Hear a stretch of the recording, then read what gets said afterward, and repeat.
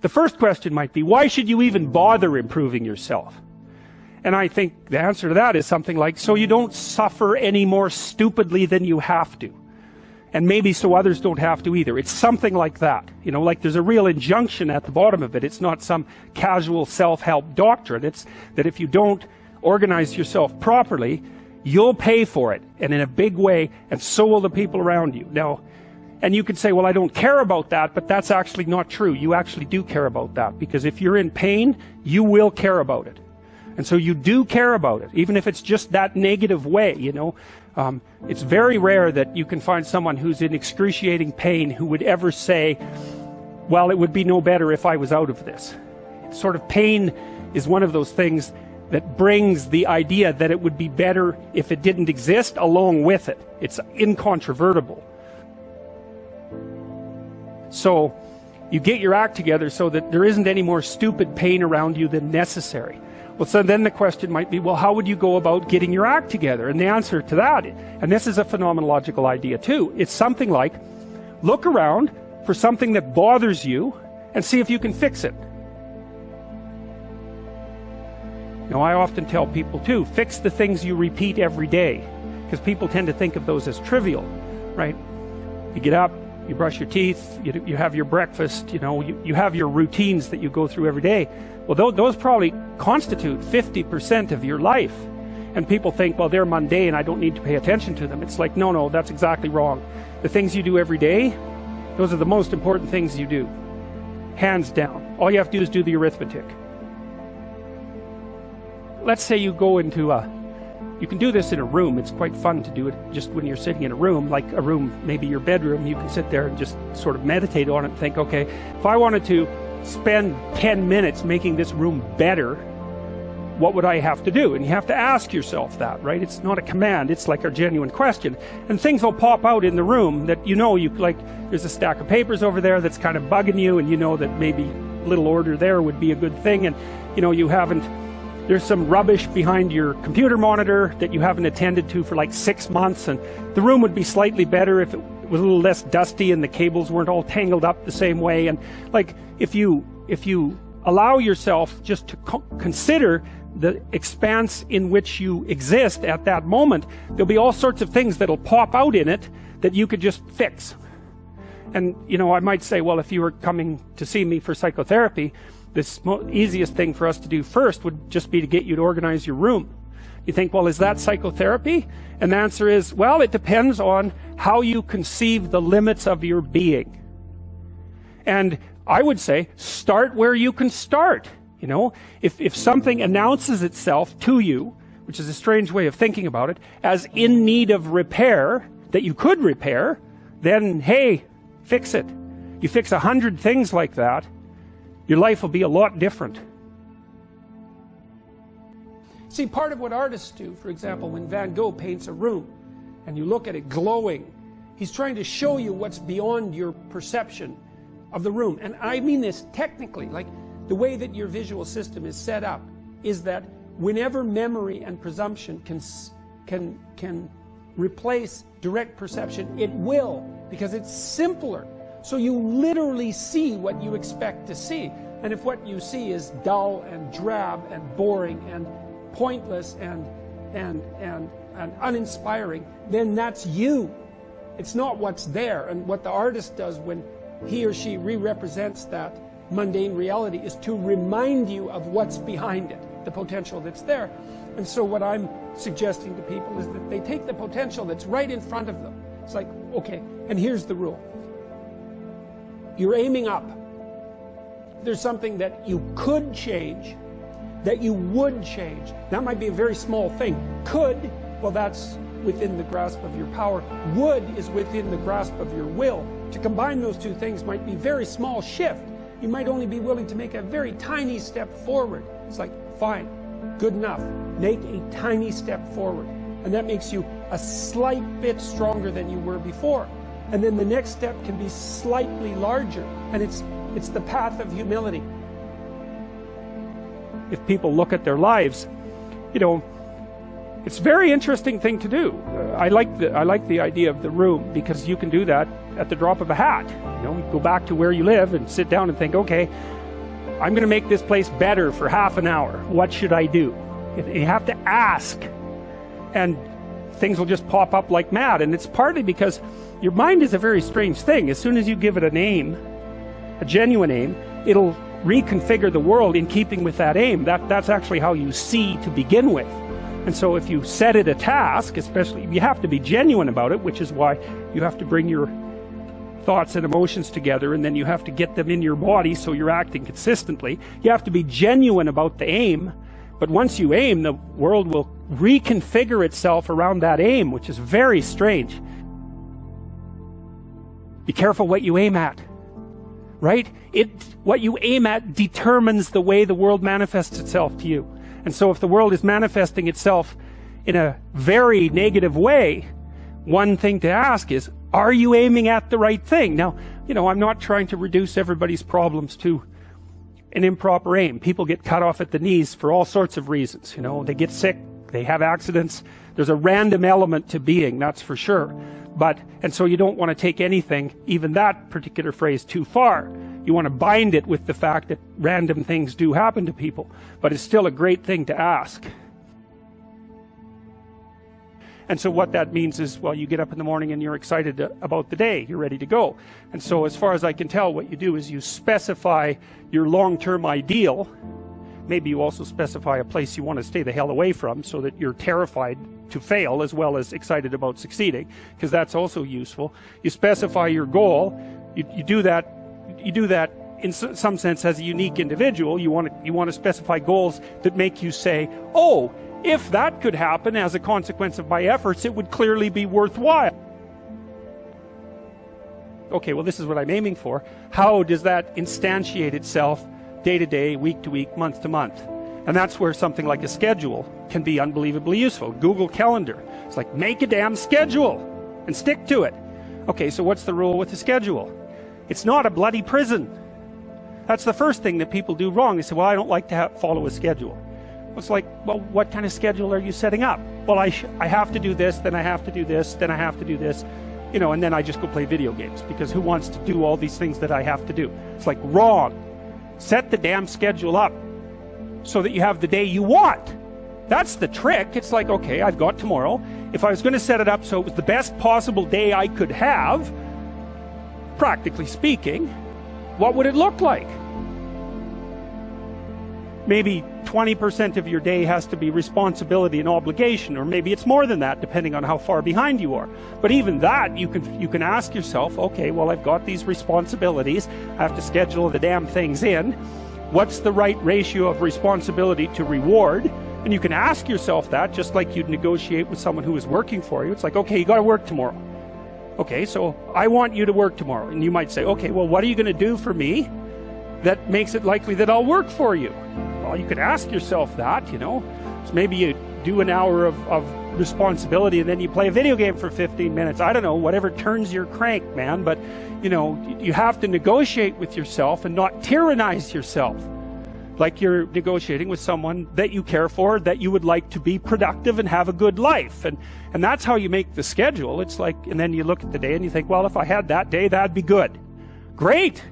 And you're useless and horrible, so you'll probably only hit it with about 70% accuracy, but that beats the hell out of 0, right? And if you hit it even with 50% accuracy, another rule is, well, aim for 51% the next week, or 50.5% for God's sake, or because you're going to hit that position where things start to loop back positively and spiral you upward. And so that's one way that you can work on your conscientiousness, is plan a life you'd like to have. We're built for a burden, and we're not happy without that burden, and we want to find the one that suits us. And that's difficult. It's part of the adventure of life to seek out the burden that suits you. But when you have that, then yes, then hopefully you're operating in harmony with the requirements of those around you. You make yourself a reasonably morally respectable individual. And so now you're not blinded as much by your own proclivity for uselessness and malevolence. And then you can integrate all that. You can integrate all those rules. And that's the beginning of the development of character. And then you can then you can embody the union of the rules. It's something like that. Well, the mission is the improvement of your character, the constant improvement of your character. And I think a lot of that's done in dialogue with your conscience. It's like your conscience is always telling you, Socrates said this thousands of years ago, your conscience is always telling you what you shouldn't be doing. And one of the things Socrates said was what discriminated him from the run-of-the-mill person, and why perhaps we still know of him so many thousands of years later, was that when his conscience told him not to do something, he didn't do it. He stopped saying the things that he shouldn't have been saying, and he stopped doing the things he shouldn't have been doing. And that's a start, you know. That's a discipline, I would say. That's the ability to follow a certain kind of intrinsic discipline. And maybe that's merely the cessation of evil. That's not exactly the same as the pursuit of positive good. Let's say you haven't got there yet, but that's a start. You clear away the obstacles from your vision by ceasing to engage in those activities you know to be wrong. And then the world starts to lay itself out in more pristine form. And then maybe you can start to apprehend what would be positively good instead of merely not wrong. It's psychologically meaningful to pursue the highest of goals and the development of your character, but it's also the best possible thing that you can do practically here and now in the material world to make it less terrible than it might otherwise be. There are times in your life when you're not going to be happy, and then what are you going to do? Your goal is demolished. And there are going to be plenty of times in your life when you're not happy. There might be years. And so it's a shallow boat in a very rough ocean. And it's based upon a misconceptualization. Happiness is something that descends upon you. Everyone knows that. You know, it comes upon you suddenly. And then you should be grateful for it, because there's plenty of suffering. And if you happen to be happy, well, wonderful. Enjoy it. Be grateful for it. And maybe try to meditate on the reasons that it manifested itself, right? Because it can come as a mystery, you know. You don't necessarily know when you're going to be happy. Something surprising happens and delights you. And you can analyze that. You can think, well, I'm doing something right. I'm in the right place right now. I've done something right. Maybe I can hang on to that. Maybe I can learn from that. What you should be pursuing instead is, well, there's two things. You should be pursuing who you could be. That'd be the first thing. It's like, because you're not who you could be, and you know it. You have guilt and shame and regret, and you berate yourself for your lack of discipline and your procrastination and all your bad habits. You know perfectly well that you're not who you could be. And God only knows who you could be. And so that's how you should be that's what you should be striving for. And associated with that, you should be attempting to formulate some conception of the highest good that you can conceive of, that you can articulate. Because why not aim for that? It's like your life is short and it's troublesome. And perhaps you need to do something worthwhile with it. And if so, then you should do the most worthwhile thing. And you should figure out what that is for you. And part of that's definitely going to be to develop your character as much as possible, to dispense with those parts of you that are unworthy. And then maybe, if you're fortunate, and you do that carefully, then happiness will descend upon you from time to time. And that's the best you've got. And then also perhaps during sorrowful times, or worse, evil times, the fact that you've strengthened your character and that you're aiming at the highest that you can conceptualize, that'll give you the moral fortitude to endure without becoming corrupted during those times, and to be someone who can be relied upon in a crisis. There's an aim. You know, one of the things I've told my audience is, the young guys take to this a lot. I said, you should be the strongest person at your father's funeral, right? Well, that's something to aim for. It's a transition, a generational transition, and it means that, well, all the people around you are suffering because of their loss, they have someone to turn to who can illustrate by their behavior that the force of character is sufficient to move you beyond the catastrophe. And you need that. And that's a great thing to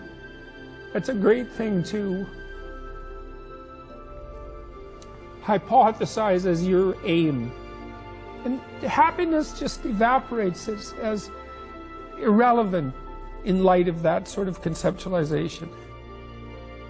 The internal problem is, how do you deal with tragedy and malevolence? And you can say, well, I'm not prepared. It's like, yeah, fair enough. Unsurprising, especially if you were overprotected as a child. It's not a good idea to overprotect your kids, because the snakes are going to come into the garden no matter what you do. And so then you, instead of trying to keep the damn snakes away, what you do is you arm your child with something that can help them chop them into pieces and make the world out of them. So that the trick for human thriving in the face of suffering and malevolence is strength, not protection. It's a completely different idea. We also know this clinically. We know, for example, that if you treat people with exposure therapy for agoraphobia, which is, roughly speaking, the fear of chaos, I would say, the fear of everything, you don't make them less afraid. You make them braver. It's not the same thing. And the thing to me is that everything else pales in comparison to that. That's why it says in the New Testament that you should stack up riches in heaven. It's like there isn't anything better than that. You know, you're functioning well, your family's functioning well, you're contributing to your community. What you're doing is worthwhile, you know. You're not tormented by your conscience. You're aiming at something that the sacrifices that you have to make that clearly justify the sacrifices you have to make. Maybe even the sacrifice of your life, because you're in this, like this is a mortal game. You're in this with your whole life. And you'd think that what that would mean, at least in part, is that you need to find a game to play that's of sufficient grandeur and nobility so that perhaps even the fact that mortality is built into the structure now becomes justifiable.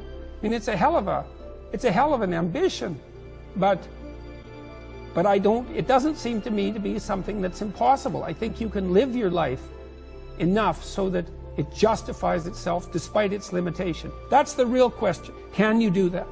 And I believe that you can, and I believe that what that means is that the human spirit fundamentally triumphs over death.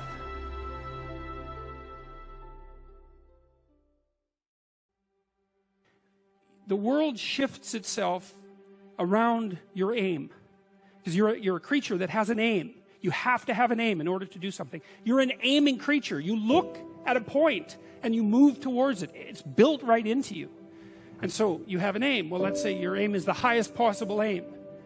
Well, then, so that sets up the world around you. It organizes all of your perceptions. It organizes what you see and you don't see. It organizes your emotions and your motivations. So you organize yourself around that aim. And then what happens is the day manifests itself as a set of challenges and problems. And if you solve them properly, then you stay on the pathway towards that aim. And you can concentrate on the day. And so that way you get to have your cake and eat it too. Because you can point into the distance, the far distance. And you can live in the day. And it seems to me that makes every moment of the day supercharged with meaning. That's how, because if everything that you're doing every day is related to the highest possible aim that you can conceptualize, well, that's the very definition of the meaning that would sustain you in your life. Well, and then the issue is, well, back to Noah. Well, all hell's about to break loose and chaos is coming. It's like when that's happening in your life, you might want to be doing something that you regard as truly worthwhile. Because that's what will keep you afloat when everything is flooded. And you don't want to wait until the flood comes to start doing that, because if your ark's half built and you don't know how to captain it, the probability is very high that you'll drown. Human beings are weird creatures because we're much more activated by having an aim and moving towards it than we are by attainment. And what that means is you have to have an aim, and that means you have to have an interpretation. And it also means that the nobler the aim, that's one way of thinking about it, the better your life. And that's a really interesting thing to know, because, you've heard ever since you were tiny that you should act like a good person, and you shouldn't lie, for example. And you might think, well, why the hell should I act like a good person, and why not lie? Even a 3-year-old can ask that question, because smart kids learn to lie earlier, by the way.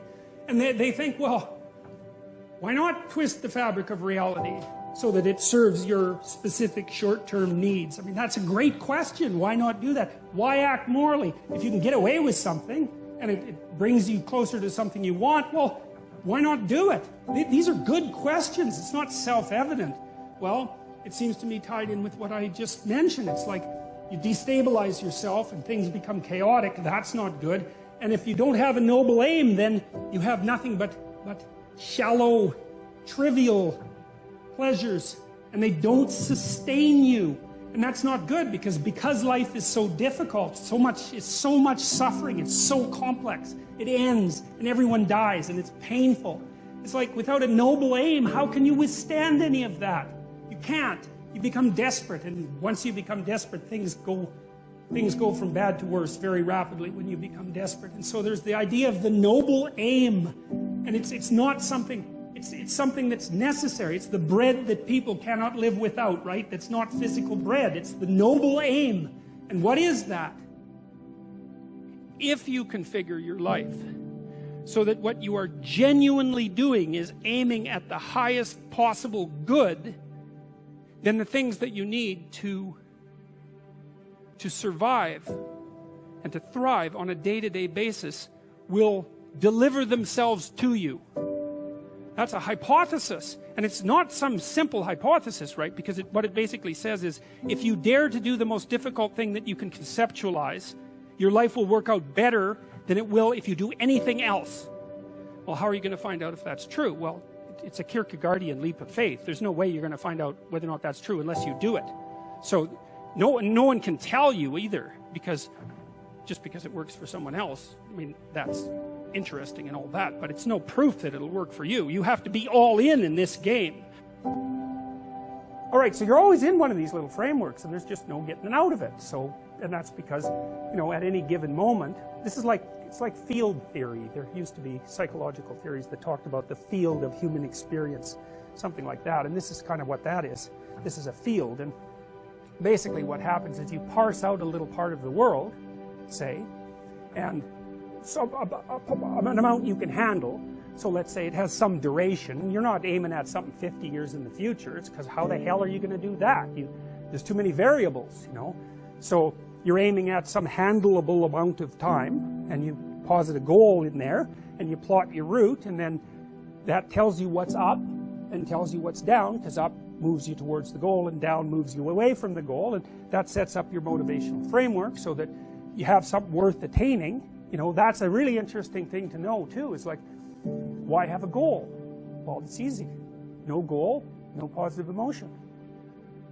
Because you experience positive emotion by noticing that you're moving towards a goal. And so if you don't have a goal, well, you can't have any positive emotion. So you better have a goal. One thing to remember is that if you don't erect a hierarchical structure with something to aim at, you got no positive motivation, because you experience positive motivation in relationship to a goal, not from attaining the goal. That's satisfaction. And besides, it's fleeting. You know perfectly well. You graduate from university, poof, next day you have a problem, which is, what do you do next? And that's a tough problem. It's not like you've solved your problems by winning that game. You just introduced the problem of having to introduce another game. So it's unreliable as a source of positive emotion, but what's reliable is you set a goal and you try to attain it, and then that gives your life, that literally provides your life with meaning. And so you might say, well, what should the goal be? Well, we could start by saying, well, any goal is better than none. And then we might say, well, it should be a goal that other people will let you pursue, because otherwise it's going to be kind of difficult. And maybe they'll be even happy to help you pursue it. That would even be better. And maybe it's a goal that would enable you to learn how to pursue other goals while you pursue that goal. Boy, that would really be good.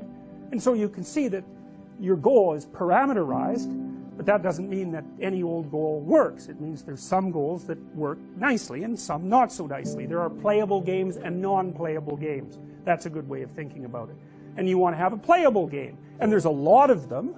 Lawyer, plumber, you know, actor, whatever. They're playable games. And it's not obvious which one's better, but it's certainly obvious which ones are sustainable and which ones are worse. And so there's a set of playable games, and you need to extract from that set of playable games a game that suits you. And that would be partly due to your temperament, you know, because extroverted people want to play an extroverted game, and highly neurotic people want to play a safe game, and agreeable people want to play a generous game, and disagreeable people want to play a game that's highly competitive so they can win, and, you know, fine. But they're all within the realm of playable games. The world's way more complicated than a text, and so there's an infinite number of ways that you can look at the world. And so how do we know that any one way is better than any other way? And that's a good question. Now, the postmodern answer was we can't. And that's not a good answer, because you drown in chaos under those circumstances, right? You can't make sense of anything. And that's not good, because it's not neutral to not make sense of things. It's very anxiety-provoking. It's very depressing, because if things are so chaotic that you can't get a handle on them, your body defaults into emergency preparation mode, and your heart rate goes up and your immune system stops working, and like you burn yourself out, you age rapidly because you're surrounded by nothing you can control. It's that's an existential crisis, right? It's anxiety-provoking and depressing, very hard on people. And even more than that, it turns out that the way that we're constructed neurophysiologically is that we don't experience any positive emotion unless we have an aim and we can see ourselves progressing towards that aim. It isn't precisely attaining the aim that makes us happy, as you all know if you've ever attained anything, because as soon as you attain it, then the whole little game ends, then you have to come up with another game, right? So it's Sisyphus. Well, you don't want to suffer so much that your life is unbearable, right? That just seems self-evident. Pain argues for itself. I think of pain as the fundamental reality, because no one disputes it, right? I mean, even if you say that you don't believe in pain, it doesn't help when you're in pain. You still believe in it, right? You can't pry it up with logic and rationality. It just stands forth as what the fundament of existence, and that's actually quite useful to know. You say, well, you don't want any more of that than is absolutely necessary. And I think that's self-evident. And then you say, well, wait a minute, it's more complicated than that. You don't want any more of that that's necessary today, but also not tomorrow, and not next week, and not next month, and not next year. So however you act now, better not compromise how you're going to be in a year, because that'll just be counterproductive. That's part of the problem with short-term pleasures, right? It's like act in haste, repent at leisure. Everyone knows exactly what that means. So you have to act in a way that works now and tomorrow and next week and next month and so forth. And so you have to take your future self into account. And human beings can do that. And taking your future self into account isn't much different than taking other people into account. There's no better pathway to self-realization and the ennoblement of being than to posit the highest good that you can conceive of and commit yourself to it. And then you might also ask yourself, and this is definitely worth asking, is do you really have anything better to do? And if you don't, well, why would you do anything else? And the probability is that if you manifest yourself properly in the world, that those things will come your way is extraordinarily high. And I believe that that's exactly right. I mean, I've watched people operate in the world, and I would say that there is no more effective way of operating in the world than to conceptualize the highest good that you can and then strive to attain it. There's no more practical pathway to the kind of success that you could have if you actually knew what success was.